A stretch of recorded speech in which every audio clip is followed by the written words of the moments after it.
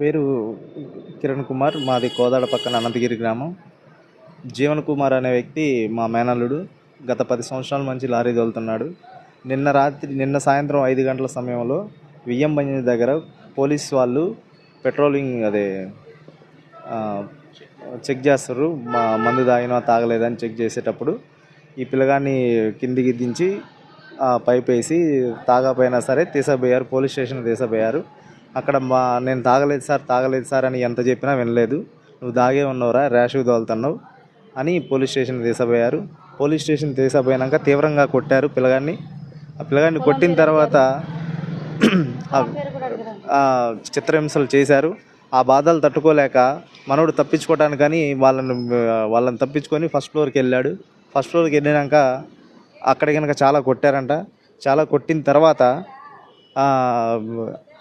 వాళ్ళని నిడిపించుకునే ప్రయత్నంలో వాళ్ళే నెట్టేశారు. పైనుంచి ఫస్ట్ ఫ్లోర్ నుంచి కిందికి నెట్టేశారు. కింద పడిపోయాడు. అతనే దూకిండని అబద్ధం ఆడారు పోలీసు వాళ్ళు.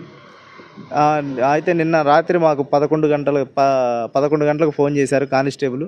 మీ అల్లుడంట, మరి అల్లుడు ఖమ్మం గవర్నమెంట్ హాస్పిటల్లో జాయిన్ చేశాము, ఎటువంటి ఇబ్బంది ప్రాణహాని ఏమీ లేదు, మీరు వచ్చి మీ అల్లుడిని తీసుకొని పోండి అని చెప్పారు. ఇక్కడికి వచ్చి చూసేసరికి పరిస్థితి చాలా విషమంగా ఉంది. చేయి దాటిపోయింది, నడువులు ఇరిగిపోయినాయి. అక్కడి నుంచి ఆ గవర్నమెంట్ హాస్పిటల్లో ట్రీట్మెంట్ మంచిగా అనిపించక మా సొంతంగా ప్రైవేట్ హాస్పిటల్కి తరలించాము. గవర్నమెంట్ హాస్పిటల్కి 2 కానిస్టేబుల్ వాళ్ళ సొంత కారులోనే తీసుకొని వచ్చాక గంటకి ప్రతి ఒక్క కానిస్టేబుల్ ఫోన్ చేసి చెబుతున్నారు ఏమైంది, ఎట్టున్నది, ఏమైంది అని ప్రతిదీ అడుగుతున్నారు. వాళ్ళు ఎందుకు అడుగుతున్నారో అర్థం కావట్లేదు. వాళ్ళు ఏం చేస్తారు, పొంతం లేదు. వాళ్ళ మాటలకు వాళ్ళకే పొంతం లేదు.